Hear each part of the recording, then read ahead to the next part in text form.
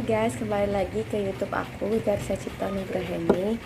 Nah, sekian lama aku gak buat video, seminggu palingan ya. Aku di sini bakal jelasin tentang kegawat daruratan pada overdosis obat. Nah, sebelum kalian kepo tentang YouTube aku, kalian harus klik like, komen, dan subscribe ya. Selamat menyaksikan. Nah, keracunan obat yang dimakan sendiri merupakan 10% dari semua kasus akut yang masuk ke rumah sakit. Keracunan tidak disengaja terjadi pada anak-anak, dan obat sebaiknya disimpan dalam tabung yang tidak bisa dibuka anak kecil serta diletakkan di luar jangkauan mereka. Pada orang dewasa, obat yang paling sering dikonsumsi atau diminum adalah antidepresan trisklik atau seperti amitriptilin, nontriptilin, protriptilin, benzodiazepin atau seperti diazepam, nitrazepam, dan chlordiazepoksid. Nah, bahan baru rumah tangga itu seperti deterjen, paracetamol, paracetamol, dan aspirin. Barbiturat kini sering disalahgunakan. Paraquat, pembasmi rumput liar, dan insektisida atau seperti organofosfat kadang-kadang terminum tidak sengaja. Pemeriksaan klinisnya itu ada sebagian besar pasien yang mengalami overdosis sadar saat ditemui dan biasanya akan menyebutkan tablet mana yang telah mereka makan dan atau membawa botolnya. Jika tak sadar, harus dipertimbangkan penyebab koma yang lain. Bahkan jika ditemukan botol dalam saku, akan bermanfaat untuk mencari kartu rawat jalan di rumah sakit.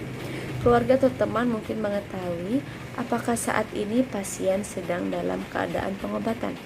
Penata laksanaannya: yang pertama, mempertahankan jalan napas dan ventilasi. Yang kedua, absorpsi dan keluarkan obat. Yang ketiga, perawatan umum pada pasien tak sadar. Yang keempat, ada pemeriksaan psikiatrik. Yang kelima, ada pusat terapi racun. Nah, ventilasinya itu adalah setelah memastikan jalan napas bebas, pasien harus dirawat di rumah sakit. Pasien harus dipasang tindakan atau pemasangan yang dilakukan pada selang endotrakeal, dan pemberian oksigen mungkin perlu dilakukan. Ventilasi buatan jarang diperlukan, tetapi ventilasi spontan tersebut harus dinilai secara berkala, dan keputusan untuk memberikan ventilasi diambil berdasarkan pemeriksaan analisa gas darah. Depresi pernapasan yang berakibat morfin atau destroproxifen dibalikan dengan naloxon. Kemudian ada absorpsi dan pengeluaran obat. Manfaat bilas lambung meragukan jika dilakukan lebih dari 1 jam setelah konsumsi obat. Karbon aktif bisa mengikat racun dalam lambung sehingga mengurangi absorpsinya. Kemudian overdosis obat yang terjadi: yang pertama, obat opioid. Gambaran klinisnya: penurunan kesadaran, depresi pernapasan.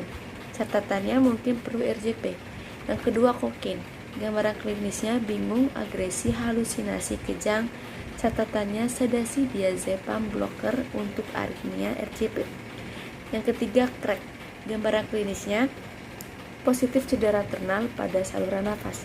Kemudian positif pneumotoraks dan hipertermia. Catatannya mungkin baik saat masuk rumah sakit dan kemudian menjadi sakit berat. Aspirin. Gambaran klinis: hiperventilasi, gangguan penglihatan, tinnitus, mual muntah, dan asidosis. Catatannya mungkin baik saat masuk rumah sakit kemudian menjadi sakit berat. Kemudian ada barbiturat. Gambaran klinisnya: mengantuk dan koma, hipotensi, dan indurasi merah pada titik tekanan ekstremitas. Amfetamin. Gambaran klinisnya: terlalu waspada pada aritmia pupil dilatasi. Catatannya: pengganti cairan dan dantrolen jika suhu lebih dari 39 derajat Celcius. Kemudian ada digoxin. Gambaran klinisnya: mual, muntah, dan aritmia. Kemudian ada benzodiazepin. Gambaran klinisnya: mengantuk sampai koma. Kemudian ada fenotiazin. Gambaran klinisnya: hipotensi, hipertermia, dan aritmia. Catatannya mungkin perlu untuk diazepam untuk kejang, anti aritmia, dan orfenadrin untuk distonia. Kemudian ada blocker. Gambaran klinisnya: bradikardia dan shock. Catatan: glukagon bagi penurun tekanan darah drastis, infus 10 mg intravena 3 mg per jam. Overdosis yang berat bisa dikeluarkan dengan diuresis alkali dan juga melalui dialisis peritoneal atau hemodialisis amitriptyline-diazepam, niatrezepam, dan paracetamol tidak bisa. Keputusan untuk menggunakan teknik-teknik tersebut tergantung pada pasien umum pasien.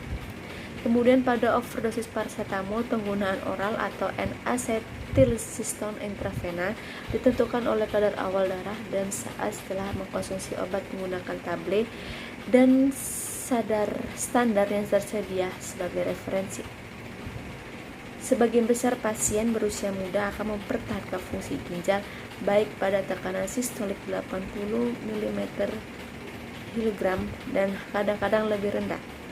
Pemeriksaan psikiatrinya itu, bila pasien telah pulih, perlu pemeriksaan teliti dengan tujuan membantu masalah dan akut dan mencegah upaya lebih lanjut sekitar 10% pasien yang mengkonsumsi obat secara berlebihan, baik secara serius maupun yang ingin melakukan bunuh sekitar 10-20%.